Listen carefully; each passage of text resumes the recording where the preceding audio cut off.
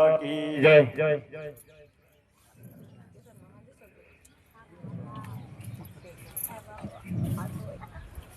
गुरुर् ब्रह्मा गुरुर्विष्णू गुरुर्देव महेश्वरा गुरुर साक्षात परब्रह्मा तस्मै श्री गुरुवे नमः। संत संगतीने थोर लाभ झाला। भक्ती मंडळी, चालत असलेल्या या सत्संगाच्या निमित्ताने माझ्या बालकाकडे आलेली सेवा व सेवेसाठी श्लोक ओवी द्यावी लागते, पण मी एक अभंगाचे चरण घेतले। संत संगतीने थोर लाभ झाला, मोहनी रसला माया। संतांच्या संगतीत राहून स्वतःच्या जीवनाचे सोने करून घ्या, स्वतःचे कल्याण करून घ्या, सुखी समाधानी जीवन जगा। श्रोते हो, तुम्ही म्हणाल, यापूर्वी कोण कोण सत्संगत करून आनंदी जीवन जगले, जीवनाचं सोनं करून घेतलं। त्रेताकृती द्वापरयुगातील बरेचसे ब्रह्मनाई जनाबाईंचे संत नामदेवांच्या संगतीत राहून जीवन कृतार्थ झाले। एकूणात ना, वाल्याचा वाल्मिक झाला व राम जन्माला यायच्या आधी रामायण लिहिले व रामाला तसेच वागावे लागले। सज्जना हो, एका चोराने डाकूने वाटमारी करणाऱ्याने रूपरेषा लिहून ठेवावी व प्रभू रामचंद्राने तसे वागावं। काय चमत्कार! हा चमत्कार गुणामुळे तर संत संगतीने थोर लाभ झाला, मोहनी रसला मायावित। संत नारदाची भेट झाली व अख्खं जीवन बदलून गेलं। वाल्याच्या गुणामुळे तर संतांमुळे शबरी एकबिल्ल जमातीच्या संत मातंग ऋषीच्या संगतीमुळे प्रभू रामाची भेट व्हावी। मानव देहाचा सोडा पशु पक्षी मुके प्राणी उद्धरून गेले। संत संगतीने रेडा जोमठ्ठ प्राणी संत ज्ञानेश्वर महाराजांच्या स्पर्शाने वेद बोलला। त्याची समाधी आहे आळे फाट्यावर। नव्हे तर संत छत्रपती यांच्या संगतीत उद्धरून गेलेला कुत्रा, त्याची समाधी आहे रायगडावर। जाऊन आलात का दर्शन घेऊन? हा आहे संगतीचा परिणाम।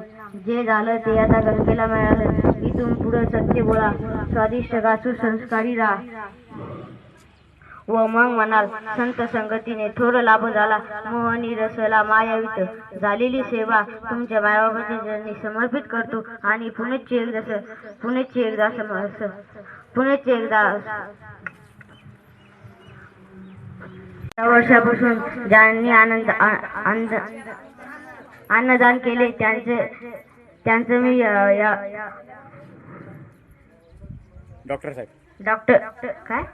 डॉक्टर जाधव साहेब यांचे आभार मानतो आणि दोन शब्द संपतो।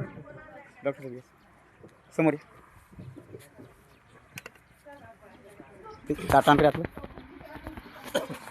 ठीक आहे, आता तुम्हाला नाही पडणार, म्हणजे गावातल्या शेजार पाजारच्या लोकांना, तुमच्या मित्र मैत्रिणींना, कोणीही असो, तुम्हाला जर कोणी समजा विचारलं की तुम्ही एवढी देवाची भक्ती करतात, पण देव आहे का?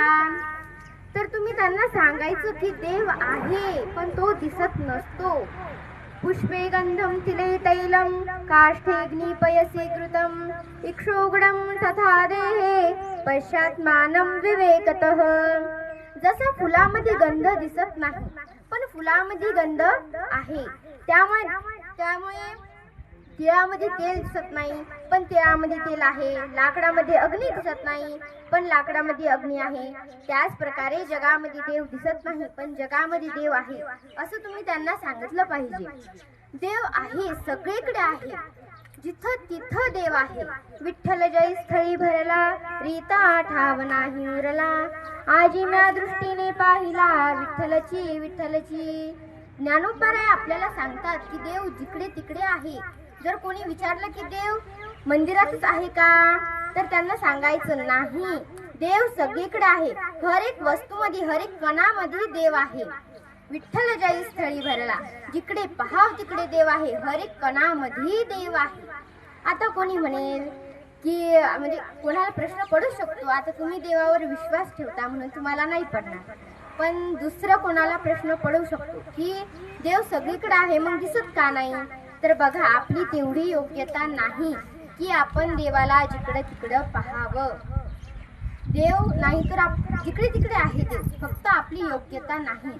जसं आपण फुलाचा सुगंध पाहू शकत नाही, हवा वारा पाहू शकत नाही, त्याचप्रमाणे आपण देवाला सुद्धा पाहू शकत नाही, पण देव आहे। एवढे बोलून मी माझे दोन शब्द संपवते।